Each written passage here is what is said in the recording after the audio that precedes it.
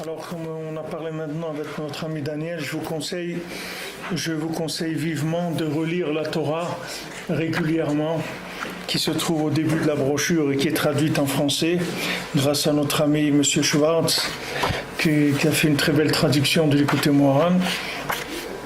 Et aussi, si vous pouvez faire la tfila de Rabbi Nathan, cette fois-ci elle n'est pas traduite, mais elle est avec des points qui se trouvent à la fin de la brochure, à la page 71.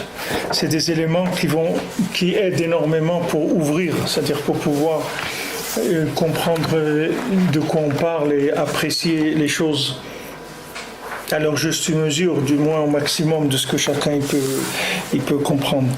Donc on est page 56 et le Hot traite la première colonne en bas.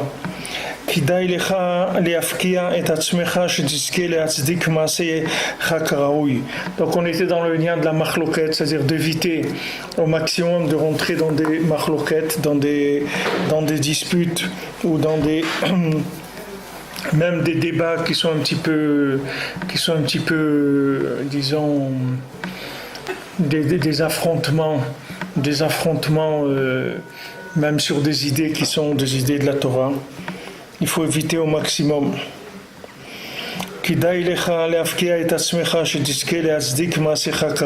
Nathan dit, ça suffit déjà de regarder, de faire attention à toi, que tu puisses arranger tes actions comme il le faut.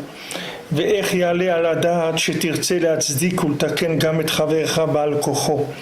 comment ça peut monter à ton esprit de vouloir réparer, de vouloir faire prendre, comme on dit, raisonner ton prochain et le réparer, Baal Kolcho, malgré lui. Surtout quand tu vois qu'il y a plusieurs choses sur lesquelles il est mieux que toi. Et puis il prie avec kavana, il se concentre mieux dans la tfila que toi.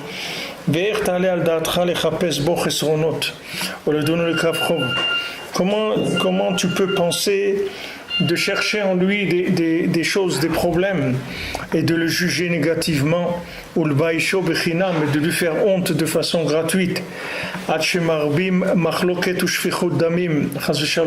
jusqu'à qu'il multiplie de la machloket, c'est-à-dire multiplie de la dispute, et des shfichut damim, c'est-à-dire des hontes, c'est-à-dire de faire honte à des gens, même sur quelqu'un qui faute. La Torah elle nous a dit tu dois refaire des remontrances à ton prochain et tu ne dois pas porter de faute par rapport à lui. C'est-à-dire que la Torah nous dit tu ne dois pas faire honte à ton prochain en public. Dans la Gemara Arachin, les Chamim ils ont dit, Amar Rabbi Akiva l'a dit, Tame'ani im yesh bador hazeh mi sheodea lochiach. Rabbi Akiva il a dit, je serais très étonné s'il y avait dans notre génération quelqu'un qui peut faire des reproches. Peresh Rashi, shelo isa alav chet al libun panim, qu'ils ne prennent pas sur lui la faute du fait qu'il lui a fait honte. Il a voulu le corriger, soi-disant, il lui a fait honte. Alors Rashi dit qu'ils ne prennent pas sur lui cette honte. Va'amrusham ba'amine Rabbi Yehuda tochacha lishma va'anava shelo lishma. Hey mineu adifa. Alors ils ont demandé à Rabbi, je crois que c'est Rabbi Yehuda, je ne suis pas sûr, c'est parce qu'il n'y a pas écrit le entier. Alors ils ont demandé à Rabbi Yehuda tochacha lishma va'anava shelo lishma. Hey mineu adifa. Maintenant, on a une tochacha lishma, c'est-à-dire que maintenant, on va faire une remontrance à quelqu'un, mais que Béhémet c'est l'ishma, c'est-à-dire on n'a pas du tout, on ne veut pas l'embêter, de lui faire du mal, on n'est pas énervé contre lui, on voit qu'il est en train de se tromper, qu'il fait des bêtises, alors on va lui parler pour essayer de le corriger, de le remettre sur le droit chemin. Alors maintenant on veut lui faire une tochacha, c'est-à-dire une remontrance, mais c'est l'ishma, c'est-à-dire c'est pas pour notre intérêt personnel. Ve'anava shelo l'ishma. Maintenant on a faire un reproche l'ishma, ou bien de la anava, de l'humilité, mais cette fois-ci pas l'ishma. Hemineu adifa. Qu'est-ce qui est mieux? Ou maskou she'anava shelo l'ishma adifa. Et ils ont pris, la Gemara elle a pris comme maskana, c'est-à-dire comme conclusion, que c'est mieux de l'humilité, même si c'est pas l'ishma. Le Peresh Rashi, anava shelo l'ishma, qu'est-ce que ça veut dire de la anava qui n'est pas l'ishma? She'oseh atzmo anav, she'ono rotze lochicho. C'est-à-dire qu'est-ce qu'il fait? Il se fait humble et il dit moi je veux pas lui faire de reproches. Ve'ta anava shelo leshem shamayim hi. Maintenant, cette anava qu'il a, elle n'est pas les Shem Shamaim. C'est-à-dire que maintenant, lui, il ne veut pas lui faire de reproches parce que il n'a pas envie de se mêler des histoires de l'autre, ou il n'a pas envie, il se dit peut-être, je vais lui dire, il va se mettre en colère sur moi, il ne va plus vouloir me parler.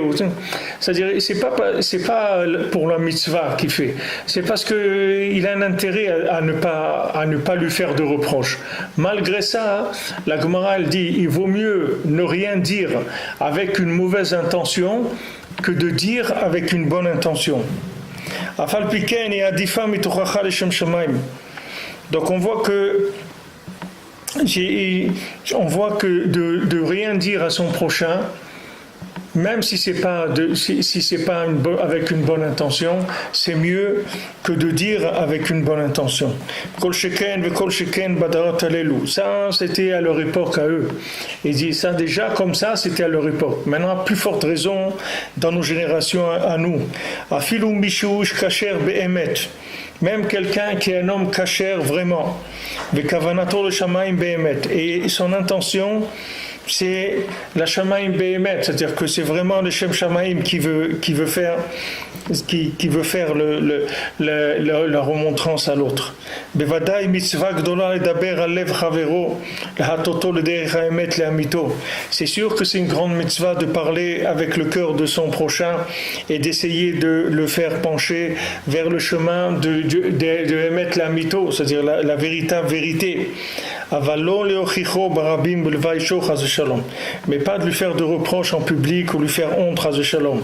Mais kol sheken la rivimo, plus forte raison de se disputer avec lui. Mais kol sheken le arbot machloket chaz shalom, plus forte raison de multiplier des disputes. Kacher ifligo atonuzal meod, comme ils ont parlé beaucoup là-dessus le chachamim. Vamru sanui ha machloket vegadol shalom. Ils ont dit que la dispute elle est détestée et la paix elle est grande. Mais kol sheken keshe adavar leefer, à plus forte raison quand c'est le contraire. Sheomdim yoshve kranot veshote shechar al ksherim vereim, quand des gens qui sont assis dans des traînards dans les coins et qui boivent des buveurs d'alcool qui viennent parler sur des gens cachers, Venitkayem yirhavu anar bazaken, comme c'est écrit qu'ils vont se moquer, ils vont attaquer les jeunes, les personnes âgées. Tout ça, ça vient des dirigeants qui ne sont pas comme il faut. Qui se sont trompés avec des inyanim de Shedim Yehudaim, c'est-à-dire qu'ils se sont fait attraper par des démons juifs. Par le fait qu'ils n'ont pas dessiné la lumière dans le bien comme il le fallait. C'est-à-dire comme maintenant il y a des gens, des grands dans la Torah, que leurs récipients, ils n'étaient pas parfaits, donc ils ont un petit peu dévié de la vérité. Et ça, le peu de déviement qu'il y a eu dans ces gens-là, ça a entraîné que dans des gens beaucoup plus simples, beaucoup plus éloignés, beaucoup plus rustres, ça a donné des guerres mamaches entre les gens. Ça donnait des guerres mamash entre les gens. On voit même dans Breslev, on voit combien de Balei Tshuva, ils ont vu une parole d'un Breslever qui a dit quelque chose, et ils ont pris ça comme fer de lance pour attaquer des gens, pour leur dire vous êtes nuls, vous êtes des Mefoursamim chez le Sheker. Dès que quelqu'un à Breslev, il a une smicha, il est un rave et tout, les gens ils disent toi, Mefoursam chez le Sheker, tu es un menteur. Mais qu'est-ce qu'il a fait le pauvre? Il a pris un métier, il est rave, il fait la viande cachère, il fait des trucs et tout. Non, ces trucs, tous les rabbanim, c'est des nuls, tous ces trucs, c'est que du mensonge, c'est que tout ça, parce que lui, il est fou. Quand il entend une parole comme ça, tu le rends fou. C'est-à-dire, il ne faut pas lui dire des choses comme ça, parce que lui, il n'a pas de récipient pour traduire ça d'une façon normale. Lui, il entend un mot qui est un petit peu extrémiste. Alors lui, chez lui, ça devient de la folie totale.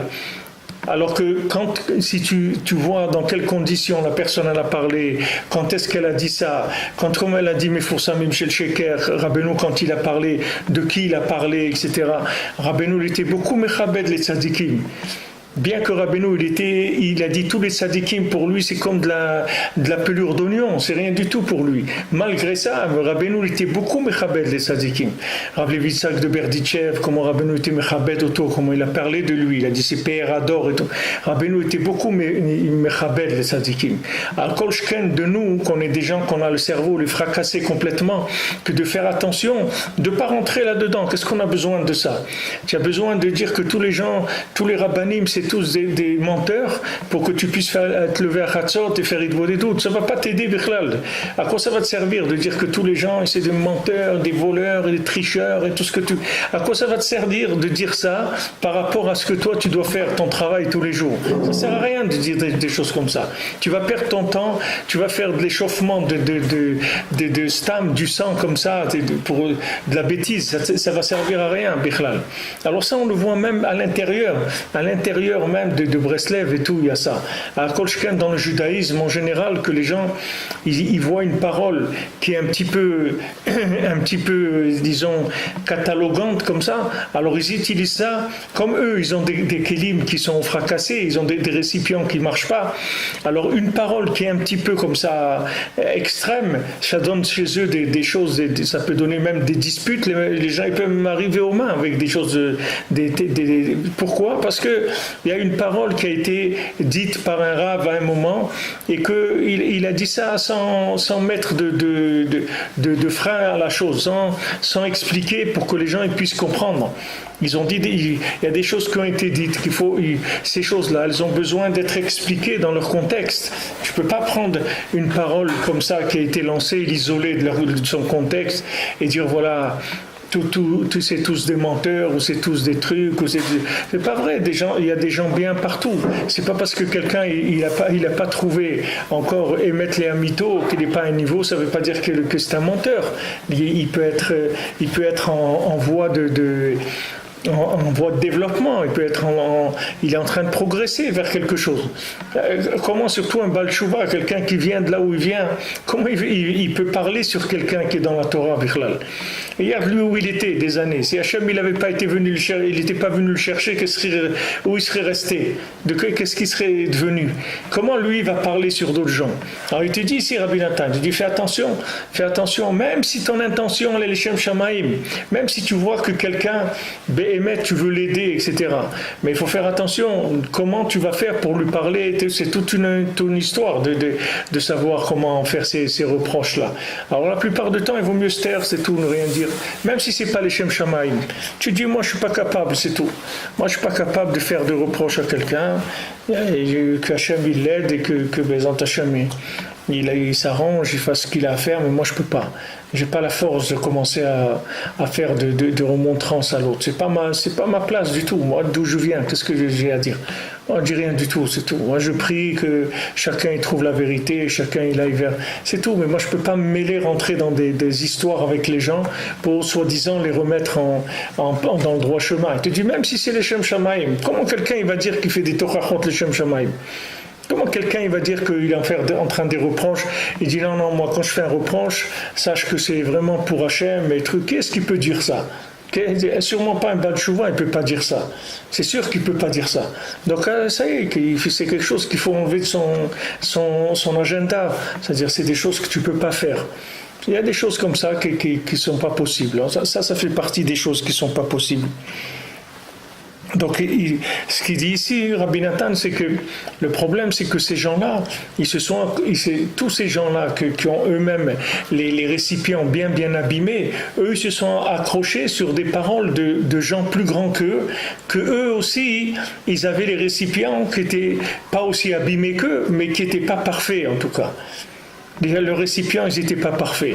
Donc, même s'ils avaient de la Torah et tout, ils ont dit une parole ou ils ont eu un comportement autre qui est un petit peu dévié. Et ce petit peu-là, ça a donné chez des élèves des déviations totales. C'est-à-dire, les élèves, ils sont passés dans une folie totale après, avec quelques paroles un petit peu déviées. Elle dit la Mishnah, elle dit fais attention dans ce que tu dis que les élèves ne vont pas apprendre des choses qui sont déformées parce qu'après tu ne sais pas à quoi ils peuvent arriver. Donc Rabbi Nathan ici, il met comme responsable pas les gens qui vivent les applications de ces choses-là, mais les premiers, ceux qui étaient à l'origine et qui ont commencé un petit peu à dévier, c'est-à-dire ils ont commencé à dire des paroles qui n'étaient pas tout à fait claires, c'est-à-dire dans leur contexte, etc. Il faut dire des choses claires dans leur contexte, comment, etc. Il faut que la chose elle soit vraiment claire. Tu ne peux pas lancer quelque chose comme ça et dire voilà, ça c'est pas bien, etc. Il faut que tu expliques pourquoi. Il faut que tu mettes la chose dans un contexte, sinon ça vaut rien du tout. La chose, il faut que tu la places dans le temps, dans l'espace, dans le niveau à qui tu parles, comment. Tout ça, et c'est des éléments qu'il faut expliquer, il faut ouvrir au maximum pour que les gens ne se trompent pas, qu'ils ne croient pas que ça leur est permis de parler sur les autres ou se moquer des autres. C'est très grave, les gens, ils ne se rendent pas compte. De se moquer des gens ou de regarder le mal chez l'autre, c'est très grave. C'est quelque chose qui est grave parce que ça entretient la destruction dans le monde. C'est quelque chose qui est très grave. Il dit ici, il dit que maintenant, voilà, qu'est-ce que tu viens faire maintenant des torachot, qu'est-ce que tu viens voir le rat, tu viens les chapes bochesronot, tu vas chercher des trucs qui sont pas bien chez l'autre et tu vas le juger négativement. Pourquoi tu le juges négativement? Pourquoi tu ne le juges pas positivement? Surtout dans Breslev, quelqu'un il va au Man, il fait Tikkun HaKlali, il est mamine dans Rabbeinu et tout. Qu'est-ce que tu parles sur lui? Qu'est-ce que tu vas parler sur lui? Qu'est-ce que tu veux l'arranger? Arranger quoi?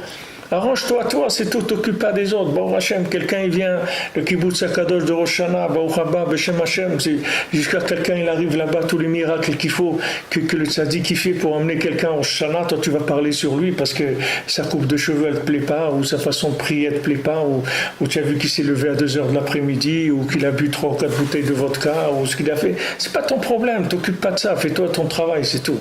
T'occupe pas de ce que l'autre il est en train de faire. Occupe-toi de toi, c'est tout. Regarde, arrange-toi, toi, c'est tout. Et quand tu vois des choses que apparemment il y a à réparer, alors prie, demande à Hachem qu'il ait pitié qu'il les arrange. Mais il faut pas aller chercher à voir le mal partout, essayer de réparer. C'est pas du tout notre travail. Notre travail, c'est d'essayer de nous réparer nous-mêmes et de demander à Kadosh Baruch Hu d'avoir de la miséricorde pour l'humanité, c'est tout. C'est ça notre travail. On doit s'occuper de nous-mêmes, d'arranger ce qu'on peut arranger. Et dans ce qui concerne les autres, tu vois Rabbi Nathan, on dit Rabbi Nathan, il était très très très ouvert avec tout le monde. C'est-à-dire il avait beaucoup de miséricorde avec tout le monde. Rien qu'avec lui, il était très très dur avec lui-même. C'est-à-dire il s'exigeait de lui énormément de choses, mais aux autres il n'exigeait rien du tout. C'est à lui qu'il exigeait. De lui, sur lui-même, il était exigeant, mais pas sur les autres. Alors, Youtet, il dit Rabbi Nathan, Veze mi pe'elion lo tetze hara ve'atov, haraot ve'atov, ma'it onen adam chai. C'est ce qui est écrit que d'en haut, de la bouche d'en haut, il ne sortira pas du mal et du bien. Ma'it onen adam chai. Qu'est-ce qui va se plaindre ou qu'est-ce qui va se passer avec un homme qui est vivant? C'est-à-dire que maintenant, d'en haut, il va y avoir une lumière qui va venir neutre, qui va descendre dans le monde, une énergie neutre. Et l'homme, après, c'est lui qui va faire le ra et le tov. Il ne va pas y avoir il va pas y avoir, la lumière, elle n'est pas prédestinée, elle n'est pas déjà prête, à moins que quelqu'un s'inclue dans quelque chose, comme on a dit, qui est déjà prêt, qui s'inclut dans le tzaddik ou autre. Mais si quelqu'un il prend la lumière comme elle est, la lumière, elle est toute à transformer. Donc c'est lui qui va décider s'il va la mettre d'un côté ou d'un autre.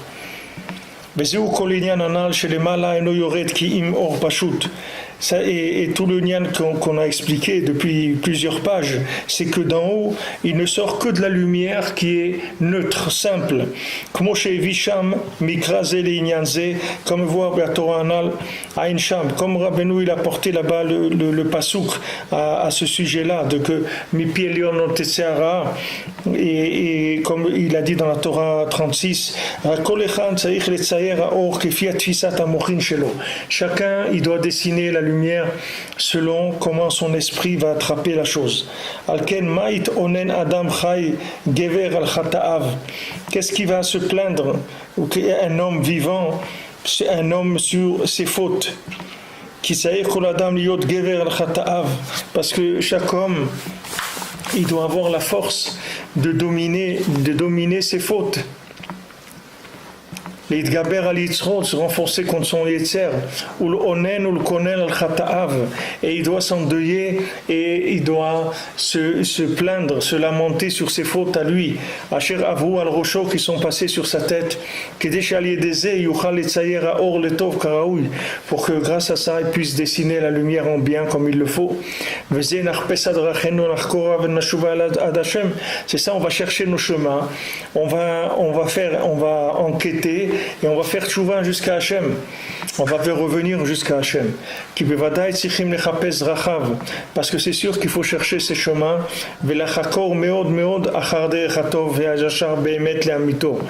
Il faut chercher ces chemins et faire des enquêtes, beaucoup enquêter pour chercher le bon chemin droit et pour aller vers le Emet le Amito, vers la vraie vérité. Pour qu'il puisse faire tchouva jusqu'à Hachem.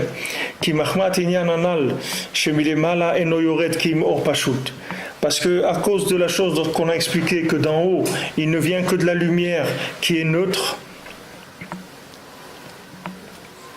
qu'est-ce qui est écrit que d'en haut, de la bouche d'en haut, il ne sort pas ni le mal ni le bien. Et chacun il est obligé de dessiner la lumière selon son esprit. Comme c'est écrit que s'il a le mérite, ça devient pour lui une potion de vie. L'ozacha, s'il ne mérite pas, ça devient le contraire. C'est pour ça que celui qui veut avoir pitié de son âme, qui ne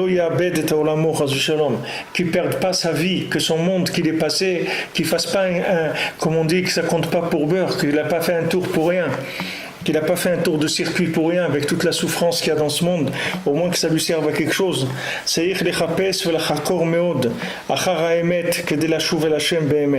Il faut beaucoup chercher et analyser beaucoup la vérité pour revenir vers Hachem Behemet. Peut-être que sa tête elle l'a trompé dans un certain chemin, parce qu'il n'a pas eu le mérite de dessiner la lumière comme il le fallait. Parce que ces récipients ils sont pas parfaits. À cause du Gamabrit, donc comme il a abîmé l'alliance, alors ces récipients ils marchent pas. Alors peut-être que maintenant les conclusions de son esprit elles sont complètement à l'envers. Le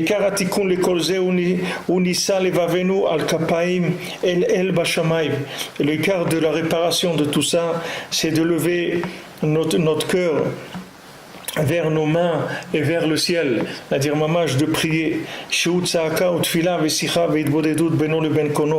de crier, de prier et de parler, de faire idbodedut, de s'isoler entre chacun et son créateur. Il faut beaucoup crier vers Hachem avec Mesirut Nefesh, c'est-à-dire en faisant un don total de soi, jusqu'à que un peu encore il va mourir tellement il va crier vers Hachem. כמו שאמרו אבותינו ז"ל, אין תפילתו של האדם נשמעת אלא אם כן משים נפשו בכפו. Comme nous ont dit nos chachamim, la prière de l'homme, elle n'est entendue que s'il met son âme dans ses mains.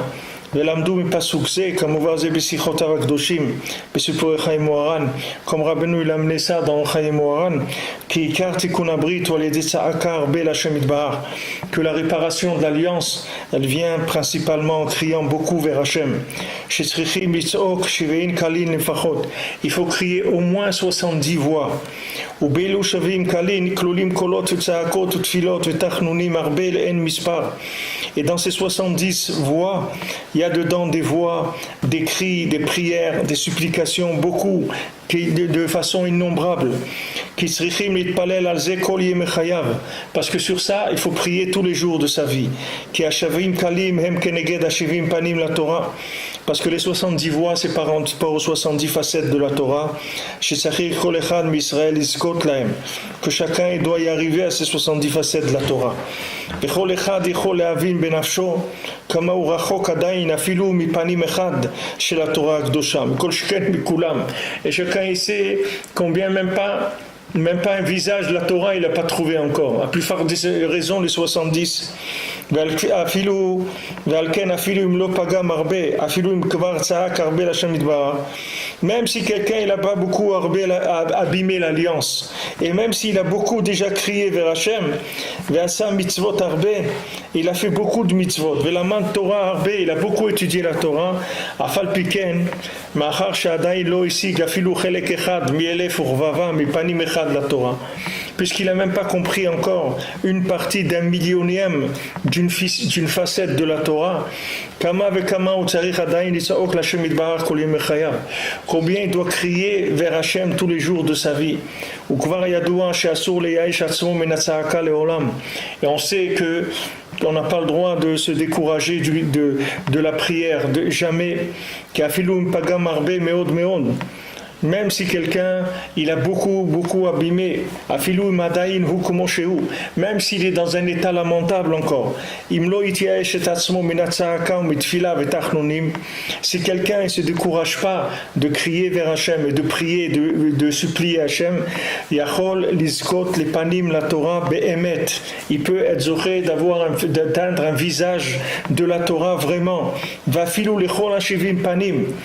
Même les 70 facettes de la Torah, que Hachem Yitbarach Tov Lakol, parce qu'Hachem il est bon pour tout le monde. Et plus que ce que le veau il veut téter de la vache elle veut allaiter le veau. Parce que lui Hachem il veut le bien. Et Hachem il veut plus que nous encore nous donner tout le bien qu'il y a. Il veut nous envoyer Béhémet, nous éclairer avec toutes les 70 facettes de la Torah. On a besoin d'un éveil d'en bas. Et le Ikar, comment va le réveil d'en bas? Comment on va faire? Alors on va crier beaucoup vers Hachem. Jusqu'à ce que maintenant toutes ces voix, elles atteignent les 70 voix Béhémet.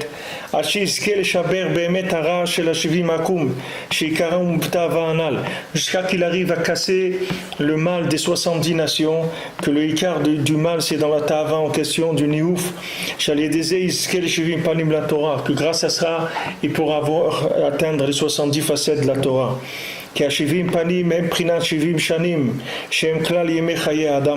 Parce que les 70 facettes de la Torah, c'est les 70 années qui sont la vie d'un être humain. Et par rapport à ces 70 années, il y a 70 voix. Pour ça qu'il faut crier les 70 voix tous les jours de sa vie.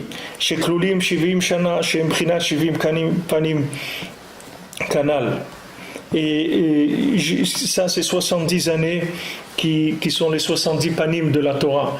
Voilà le schéma, comment il est.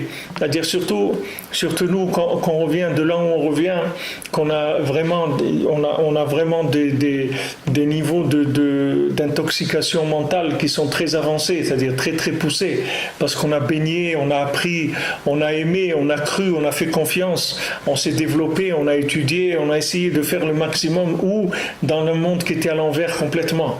Comment tu crois qu'un jour tu vas te tourner et puis ça y est, tout ça va se mettre en place. Ça y est, maintenant, Baruch Hashem, je fais Shabbat et je mange kasher, et je fais ça, et je fais des mitzvot. Tu crois que ça y est, avec ça, tu vas avoir des révélations des 70 panim de la Torah, même d'un panim de la Torah. À Kolchken, quand tu vois dans ce domaine-là que tu es loin et que tu es loin d'avoir commencé à de la Kedusha comme il faut, etc. C'est-à-dire que tu vois que le niveau d'éloignement, tu te dis, mais comment on va commencer, Bichlal? Où est-ce qu'on est? C'est-à-dire où il est le début? Il te dit, il faut que tu te prennes en main, tu commences à crier, tu demandes à Hachem vraiment d'avoir pitié de toi. Tu dis, voilà, c'est vrai que tu m'as montré la vérité. Hachem, c'est vrai, je te remercie que tu m'as montré que la Torah, et même dans la Torah, tu m'as montré Rabbi Nachman et tout, c'est extraordinaire, je te remercie, mais regarde dans quel état je suis, tu vas pas me laisser comme ça. C'est honteux, pourquoi tu m'as sorti de là-bas? Tu m'as sorti de là-bas pour que je réussisse quelque chose, etc. Tu vas pas me laisser comme ça. Et il faut demander, dès qu'on a un moment, il faut demander tout ce qu'on peut, parce qu'on a 70 ans, les massés, chaque année, on doit ranger une facette. C'est quelque chose d'énorme. C'est pour ça que Rabbi Nathan, il va, comme il a l'habitude, Rabbi Nathan, de nous présenter le problème, mais il ne va pas nous laisser avec le problème, il va donner la solution. Et même cette solution-là qu'il donne jusqu'à maintenant, ça a l'air très très difficile pour chacun d'entre nous. C'est-à-dire, tu te rends compte, il te dit de prier jusqu'à ce que tu sens que tu vas mourir dans la prière. Mais qui est-ce qui peut arriver à ça? Qui est-ce qui peut arriver à prier jusqu'à ce qu'il va sentir qu'il va mourir dans la prière? Aujourd'hui, les gens, déjà, c'est difficile pour eux de vivre, même cette vie-là, comme elle est, c'est déjà difficile à la vivre. Même quelqu'un qui a un petit peu de Torah, un petit peu de mitzvot et tout, c'est difficile pour lui la vie déjà. Avec les problèmes de parnassa, les problèmes dans les maisons, des couples, des enfants, c'est difficile. Les restes Israël, les trucs, il y a beaucoup de choses qui sont difficiles à vivre déjà. Comme ça, avec tous les problèmes, c'est-à-dire sans commencer à parler maintenant de réparation. Comment tu veux qu'une personne, avec tout ça, elle va trouver la force d'aller s'isoler, de commencer à crier vers Hachem jusqu'à que Mamash Tetse Nafsho, jusqu'à qu'il sent que son âme elle va partir. Mais qui est-ce qui peut faire ça? Qui est-ce qui peut aujourd'hui faire des choses comme ça? C'est un très grand niveau. C'est pas même quelqu'un qui est conscient qu'il est malade, même quelqu'un il est conscient qu'il a la tête détruite. Mais combien il va trouver la force d'aller crier des cris comme ça, 70 voix, et de s'investir comme ça dans la tefila d'une façon tellement puissante. C'est très très fort comme ce qu'il donne comme conseil. C'est-à-dire que ça demande d'être vraiment taillé avec une grande neshama. Il n'y a pas beaucoup de gens comme ça. Je vous ai dit à Breslev qu'il y avait quelques-uns qui étaient comme ça. Il y avait quelques-uns qui étaient à Méron, dans les forêts et tout. C'est quelques-uns. C'est surtout les gens que tu voyais à Breslev. Il n'y avait même pas une dizaine qui étaient comme ça. Que Rav Shmuel Shapira, Rav Shmuel Horowitz, Rav Israël Berka, Odessa, Rav Israël Kardouner, et Rav Hirschleib. Combien il y avait? Il n'y avait pas beaucoup de gens comme ça. Et pas beaucoup. Et eux, c'était déjà des gens que par rapport à nous, ils n'avaient pas de problème. C'est-à-dire que par rapport à nous quand on les voyait, on voyait des tzadikim. C'est-à-dire, c'est Rav Shmuel Shapira, quand il était à Méron, la nuit, au milieu de la nuit, à Hatzot, une fois, ils allaient à la forêt avec quelqu'un, et il y avait un clair de lune, quelque chose de très spécial. La lune, elle avait une apparence très spéciale, très très beau à voir. Alors celui qui était avec lui, il dit, Rav Shmuel, regarde. Et Rav Shmuel Shapira, il n'a pas levé les yeux. Alors il lui a dit, mais Rav Shmuel, c'est la nuit, on est dans la forêt et tout, qu'est-ce que tu as peur que... Il a dit, c'est arabe, tu sais pas par où il vient. Il dit, on regarde pas, c'est tout. Il n'y a pas lui, il regardait jamais, il levait jamais ses yeux. Rav Shmuel Shapira, il est resté 6 ans avec un bandeau sur les yeux, il s'est enlevé un bandeau de ses yeux. Tous les soirs, quand il était à Hatzot, il faisait Tikkun Hatzot, Mamash, il criait, lui il criait, comme il dit ici, c'est-à-dire Mamash, il criait jusqu'à qu'il sorte du sang de ses poumons. Mamash, chaque fois qu'il faisait Tikkun Hatzot au kotel, il il crachait du sang, mamash, de douleur, de hurlements vers Hachem. Mais aujourd'hui, qui est-ce qui peut faire ça? Qui est-ce qui peut faire des choses comme ça?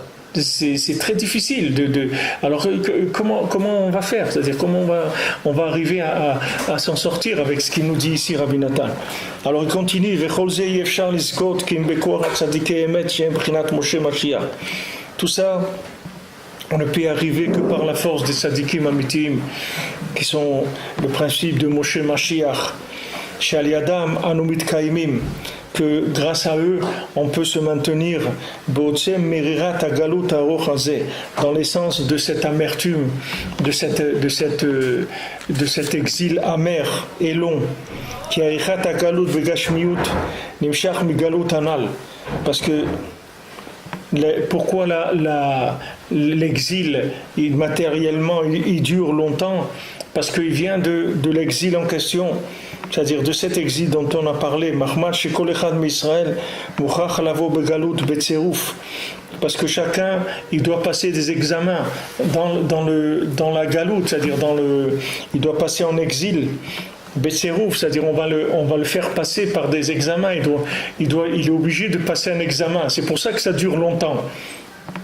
Benisayon, avec des épreuves, Beprinat, Betavot, Amidot, Sheshivim Akum, qui doit passer dans les Ta'avot et les Midot des 70 nations. C'est pour ça qu'on attend. C'est pour ça que quelqu'un, tu vas voir, il va vivre une partie de sa vie, il va vivre dans le Galout Ishmaël, après il va passer dans le Galout Esav, après il repasse dans le Galout Ishmaël, après il repasse là-dedans, après... Tout ça, c'est quoi? C'est des examens. C'est ça qu'on attend. C'est pour ça que la Galout, elle dure longtemps. Parce que les Maaseh, on attend que chacun il passe ses examens. Et il doit passer là et là-bas, toutes sortes de choses où il doit rentrer, il doit les vivre, et après il doit s'en débarrasser, il doit faire des choix. C'est pour ça que ça dure longtemps. La raison de pourquoi ça dure, on ne peut pas faire ça en 6 mois ou en 1 an. C'est impossible.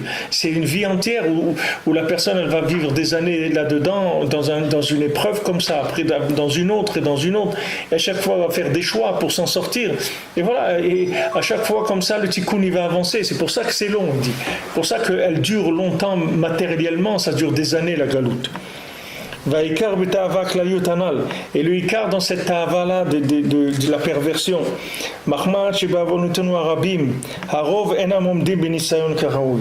Et comme à cause de nos fautes nombreuses, la plupart des gens ne tiennent pas dans cette épreuve là comme il le faut.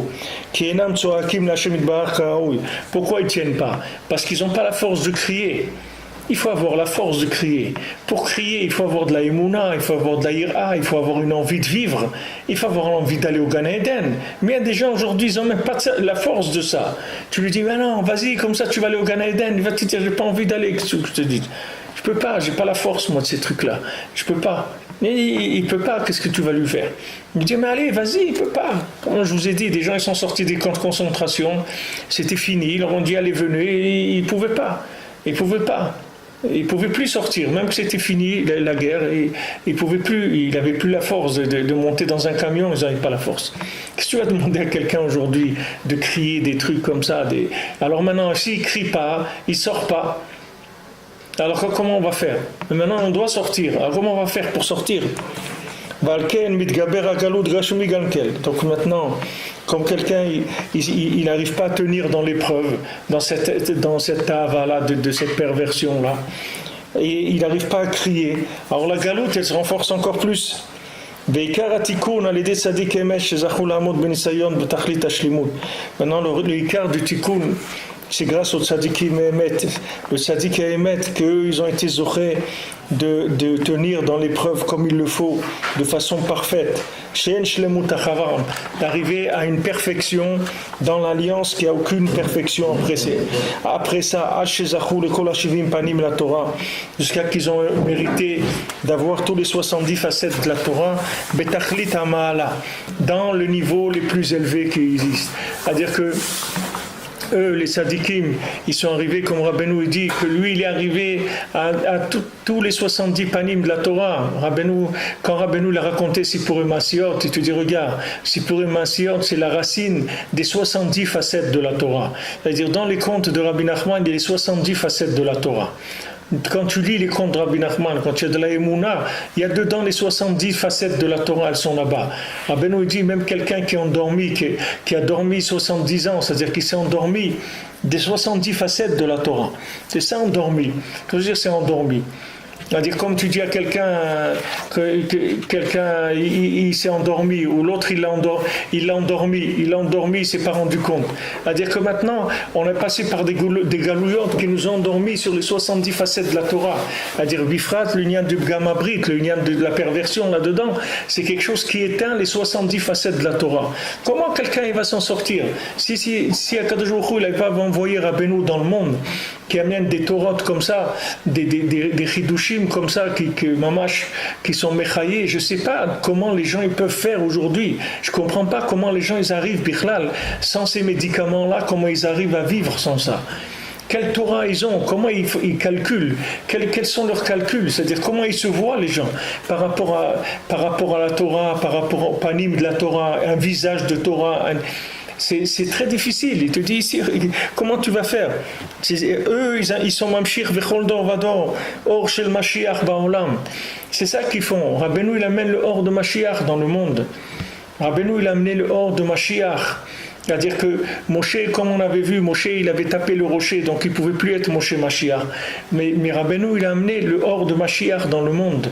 Le or de Mashiach, ça veut dire que tu as la possibilité de recevoir de la lumière qui va pouvoir te réparer à l'endroit où tu te trouves. C'est-à-dire sans avoir besoin de créer toutes les conditions qu'il faut normalement pour recevoir cette lumière. C'est ça le lien de or de Mashiach. כי זה עיקר עבודת גדולי הצדיקים להמשיך אורו של משיח על ידי חידושי תורתם הקדושה. C'est ça le עיקר du travail des grands tzadikim, c'est de faire descendre dans le monde la lumière de Mashiach, pas des chidushim de leur Torah הקדושה.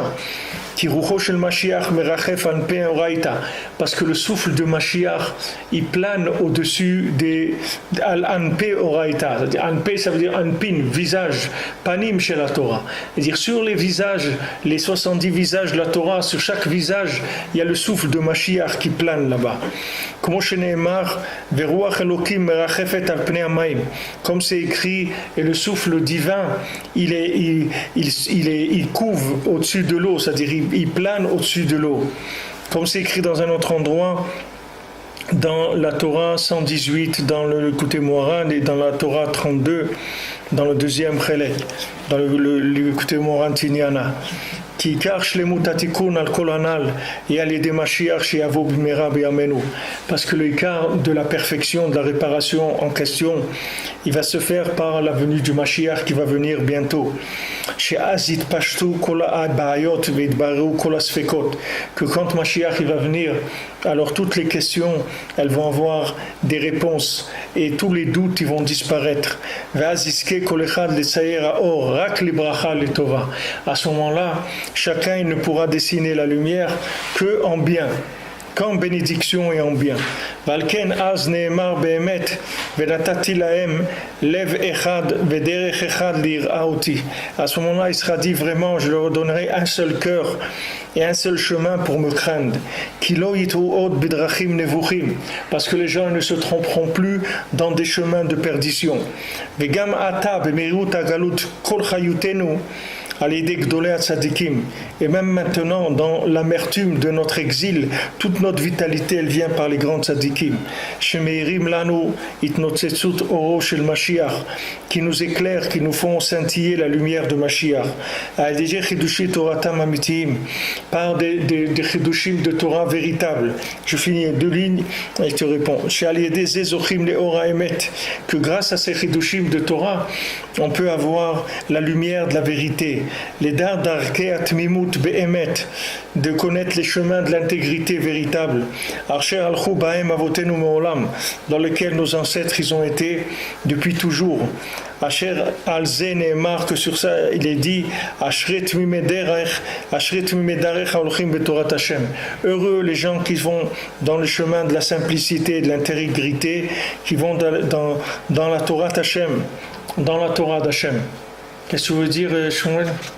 Deux fois dans l'écoute à la faute, Rabbi Nathan il parle tirer avant, dessiner la lumière. Il y a des choses tirer d'autres canal. C'est quoi dessiner la lumière? Dessiner la lumière? Ouais, deux fois il dit. C'est ce qu'on étudie depuis des mois. C'est ce qu'on essaye de dessiner, c'est ça. Dessiner la lumière, ça veut dire que maintenant, quand la lumière elle descend d'en haut, c'est une énergie. C'est de la matière première brute. Et cette lumière-là, quand elle rentre dans ton cerveau il la met à son style. Donc elle devient après ce qu'elle devient. Chacun il a des idées qui sont les idées que lui-même il a fabriquées avec son esprit ou qu'il a pris de l'esprit de quelqu'un d'autre. Mais la lumière quand elle vient d'en haut elle est neutre. Elle est ni vers le bien ni vers le mal. C'est neutre, c'est à nous de l'orienter. Le tzaddik quand il tire à l'avant, c'est qu'il amène des choses. Quand maintenant tu tournes la lumière, ça devient une bracha, ça veut dire que tu commences à découvrir Hachem dans ta vie, tu sais qu'est-ce qu'il faut faire pour servir Hachem, c'est ça de dessiner la lumière positivement. Et sinon, c'est le contraire, c'est-à-dire que ça devient une klala, ça devient une malédiction, c'est-à-dire que la lumière, elle éloigne la personne au lieu de la rapprocher. Ça dépend de comment l'esprit il va tourner la chose. Mais ce qu'il dit ici, c'est que maintenant, le chesed qu'Hachem nous a fait, c'est que il nous a envoyé des tzadikim avec une Torah qui est déjà très très avancée, c'est-à-dire une Torah que tu vas pas pouvoir tellement la manipuler, tu comprends? C'est une Torah que tu vas pas pouvoir manipuler parce que tu seras pas assez détruit pour pouvoir atteindre c'est-à-dire c'est une Torah de réparation qui va au-delà de la destruction de l'homme. Quand maintenant Hachem il a décidé d'amener le Zohar dans le monde, ça a commencé avec Rabbi Shimon et le Harizal, le Baal Shem Tov et après Rabbeinu. Quand Hachem il a décidé de faire descendre le Zohar, ça veut dire Bezohar da yifkun migaluta, c'est-à-dire avec ce Zohar ils vont sortir de la galoute. Parce que dès que les secrets de la Torah ils se sont révélés, ça veut dire que c'est le début de la Géoula. Pourquoi? Parce que c'est une lumière qui va en réparation au-delà de la capacité de destruction de l'homme. Donc ça y est, c'est fini. C'est-à-dire que c'est comme si tu dis maintenant tu es en train de remplir une baignoire, d'accord? Cette baignoire, elle a une fuite d'eau. Il y a de l'eau qui coule, qui fuit. Maintenant, tu mets de l'eau, tu amènes un robinet qui remplit plus vite que ce que la baignoire elle coule. Donc jamais elle va se vider la baignoire. Tu vas même pas sentir qu'il y a un trou, parce qu'elle est remplie. Tu vas la voir remplie tout le temps, même qu'il y a un trou, que ça part. Mais comme le débit d'eau qui rentre, il est plus grand que la sortie, donc il n'y a pas de perte. C'est ça que Rabbeinu il a amené. Rabbeinu il a amené dans le monde. La Torah que Rabbeinu l'a amené, le Likutei Moharan, Sipurim Masiyot, tout ce que Rabbeinu il a amené, c'est des lumières qui vont plus vite que la destruction. C'est-à-dire que la destruction, elle est très lente par rapport à ces lumières. C'est-à-dire que ces lumières, elles englobent la destruction. Une fois, ils ont demandé à Rav Israël Ber au dessert, ils lui ont demandé est-ce que vous connaissez le Likutei Tfilot par cœur? Parce qu'il faisait beaucoup de Likutei Tfilot. Alors Rav Israël leur a dit comment on peut connaître les Tfilot par cœur? Tous les jours, c'est un autre. C'est-à-dire il change tout le temps le texte, c'est pas le même. C'est-à-dire c'est pas un texte qui est voilà, ça y est, j'ai appris. Le texte il bouge. Donc il n'y a pas un lien c'est-à-dire que n'importe quoi que quelqu'un il va faire, même si quelqu'un il est détruit complètement, jamais il peut atteindre un niveau de destruction qui soit pas réparable par cette Torah. Parce que ça y est, c'est-à-dire quand Hachem il a envoyé ces tzadikim là, quand il a envoyé le Zohar, la Kabbalah, tout ça, et Bifrat quand il a envoyé Rabbeinu dans le monde, il a amené une Torah qui tourne plus vite que le qu'il coule. C'est-à-dire que n'importe qui va abîmer, cette Torah elle va le réparer automatiquement. Un petit peu de cette Torah elle va le réparer. Ce que je veux savoir, est-ce que le tzaddik lui il amène la lumière ou il amène des kelim? Quand il t'amène une Torah de Mashiach, ça veut dire qu'il t'amène une Torah qui est déjà en place, que tu ne peux pas la détourner. Tu comprends? Tout le problème, c'est que quand on te donne de la matière que tu peux manipuler. Mais si on te donne de la matière que tu ne peux pas manipuler, Si maintenant si on te donne de l'eau et de la farine, tu peux rater le pain, d'accord?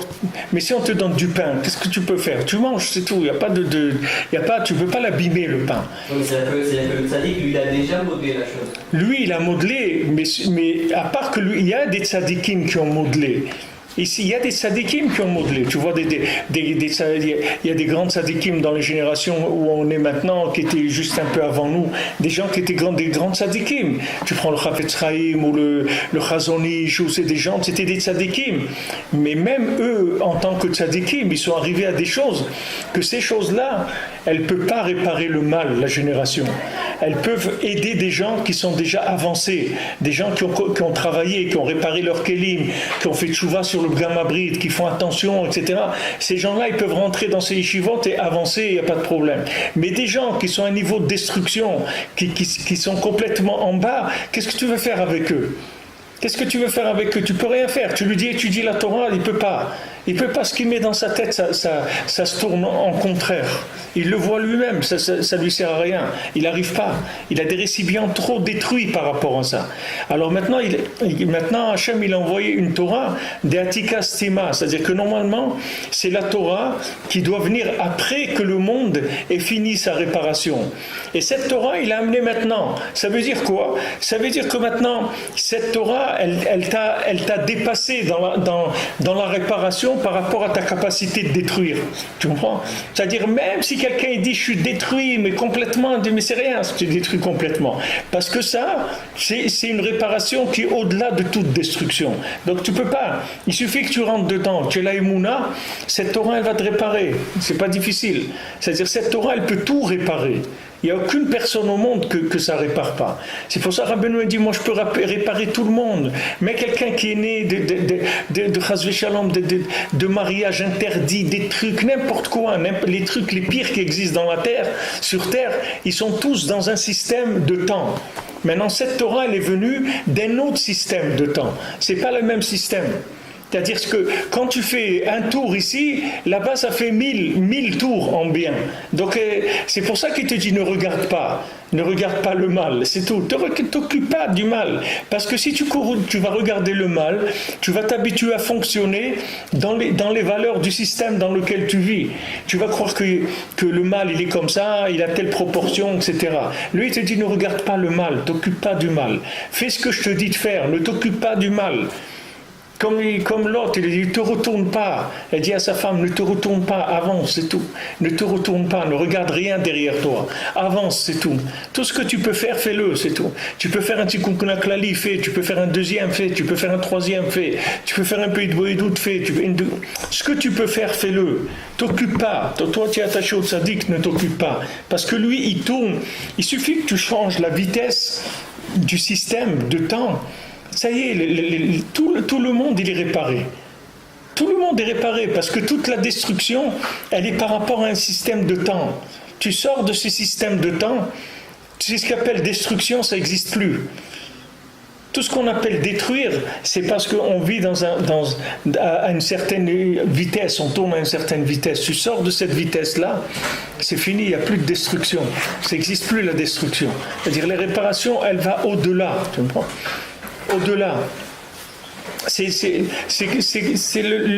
tu veux, c'est l'exemple que je vous donnais de l'eau, tu vois ça dans tout. C'est-à-dire même quelqu'un qui dépense l'argent, par exemple, il en gagne toujours plus que tout ce qu'il peut dépenser. C'est-à-dire il ne pourra jamais dépenser ce qu'il gagne. Donc il n'a pas de problème, jamais il va devenir pauvre. Même s'il dépense n'importe comment, mais il ne peut pas devenir pauvre parce qu'il gagne toujours plus que ce qu'il va. Et ça, c'est ça la Torah de Atika Stima. C'est-à-dire la Torah qui était prévue pour après, pas maintenant.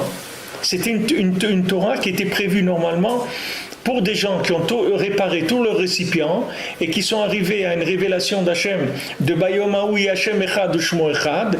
Et alors à ce moment-là, après, ils vont voir cette Torah. Et maintenant, Hachem, il a amené cette Torah avant qu'on soit arrivé de par notre réparation à ce que ce jour-là, Hachem Echad Ushmo Echad. C'est-à-dire, quand tu rentres dans cette Torah, tu rentres dans la Torah du résultat de quelqu'un qui a déjà fait la connexion totale entre ce monde et le monde supérieur. Ça, c'est le résultat de ça. Donc ça y est, tu peux pas dire maintenant, mais moi je peux pas, et c'est difficile pour moi. Qu'est-ce qui est difficile? Qu'est-ce qui est difficile? C'est difficile de lire le Sipurim Masiot. Qu'est-ce qui est difficile? C'est difficile de faire un tikkun klali. Qu'est-ce qui est difficile? De parler avec Hachem, c'est difficile. D'aller au Man, c'est difficile. Qu'est-ce qui est difficile? C'est pas difficile du tout. Ah, maintenant, si tu prends la base de données de avant Rabbi Shimon Bar Yochai, je te dirais, c'est pas difficile, c'est impossible. Laisse tomber. Tu peux laisser tomber tout de suite. Jamais tu vas arriver. C'est pas la peine de casser la tête. Tu arriveras jamais. Parce que la révélation qu'il y avait de Torah avant Rabbi Shimon, eux-mêmes les Chachamim, ils ont dit Atida Torah l'ishtakach m'Israël. La Torah elle va s'oublier. Ils l'ont vu.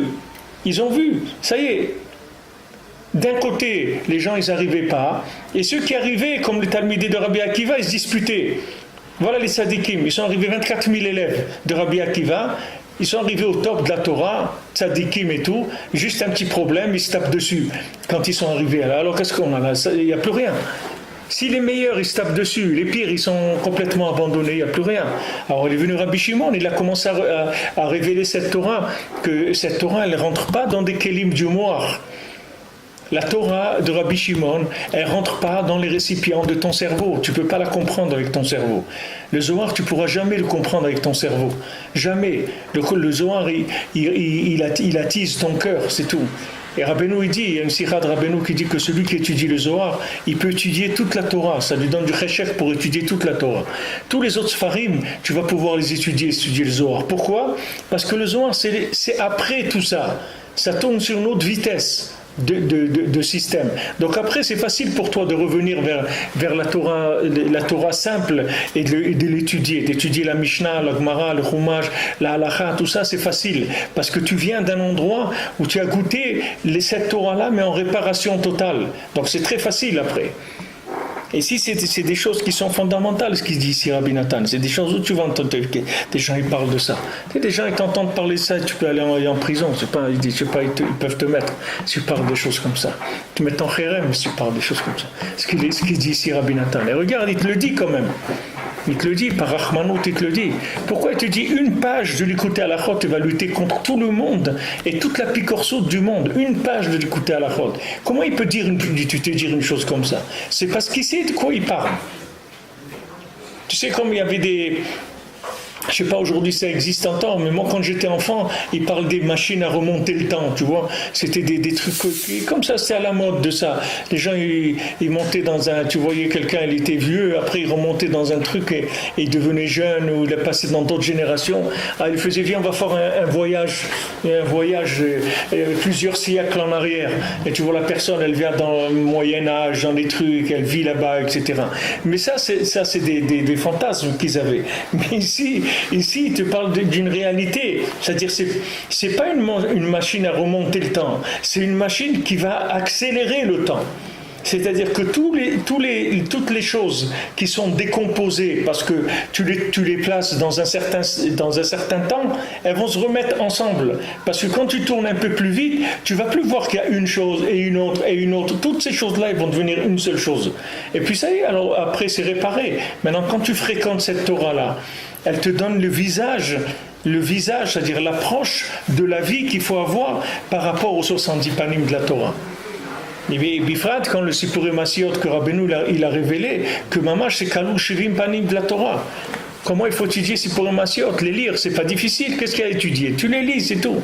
Voilà, il y avait un, il a fait, tac, tac, tu les lis, tu les relis, tu les relis, tu relis, tu relis. 70 facettes de la Torah, elles sont là-bas. Ça réveille ça réveille les morts. Ça réveille des morts, le Sipurim Masiot. Des gens qui sont morts, que leur cœur il est mort, que leur cerveau il est mort, ça va le réveiller. Qu'est-ce que c'est? C'est des contes. Baruch Hashem, il n'y a pas c'est pas difficile. Ceux qui lisent en hébreu, ils peuvent l'avoir en hébreu. Ceux qui savent pas lire en hébreu, qui veulent en français, je vous ai dit déjà, il y a un site, une petite application qu'on avait faite qui s'appelle ibreslev.net. Là-bas, vous avez les contes de Rabbi Nachman, ils sont tous en français là-bas. Vous pouvez les lire et les relire et les relire. Et ça inclut les 70 facettes de la Torah. C'est-à-dire que c'est une réparation hyper accélérée des 70 facettes de la Torah. Donc Rabbeinu, il peut crier le désespoir n'existe pas. Mais il n'y a que lui qui peut dire ça. Personne ne peut dire ça. Les autres, ils doivent dire au contraire, il y a de quoi se désespérer parce qu'on ne va jamais y arriver. Les autres, ils doivent dire ça. Parce qu'avec les outils qu'ils ont, ils ne peuvent même pas commencer, Bichlal. Comment ils vont réparer des gens comme il y a aujourd'hui? Tu ne peux pas réparer ces gens-là. De quoi tu vas leur parler? Tout ce que tu vas leur dire qui est des trucs de cerveau, trucs qui vont détruire tout ça. Et c'est Bichlal, ça ne marche pas chez eux. Il faut une refoua nifla. Cette refoua-là, bon Hachem, Rabbeinu l'a amené dans le monde.